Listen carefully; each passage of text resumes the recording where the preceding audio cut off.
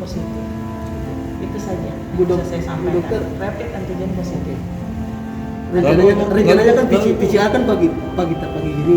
Kira-kira kapan PCR akan diambil, sementara pasien banyak orang kan tidak sempat tadi ya. Belum sementara dilakukan pengambilan sampel untuk swab PCR. belum sempat. Ya.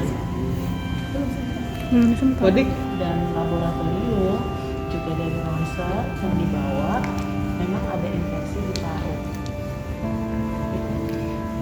Dok, dari keluarga Beliau asma kayak gejala-gejala beliau masuk Tidak ada penyakit COVID asma. kalau dari keluarga katanya mah, dokter. Apa ada penyakit mah? Jadi keluarga dari tadi bilang itu bukan COVID tapi karena sakit mah, asam lambung.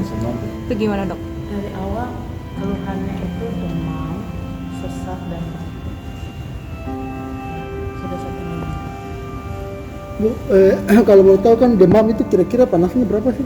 Beliau pada saat itu kan demam nih, suhu tubuh beliau berapa sih? Saya normal, sudah minum penurun panas. Jadi nggak bisa dikatakan saat itu, oh pasiennya lagi demam, kan sudah minum penurun panas. Ya. Dilihat dari almarhum ini terkait dengan masalah pasien sudah sampai di rumah dan sudah pulang. Itu ketika meninggal di rumah pribadinya dan terkonfirmasi COVID, kami sudah mengkomunikasikan dengan Satgas COVID-19. Jadi nanti akan ada tindak lanjut dari Satgas terkait dengan cara-cara pemulasaraan obat.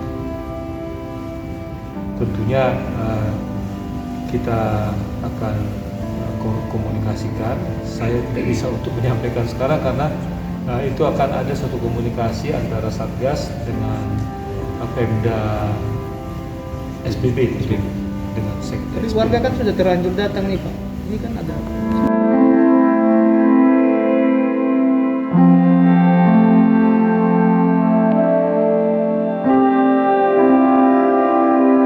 Terima kasih sudah nonton.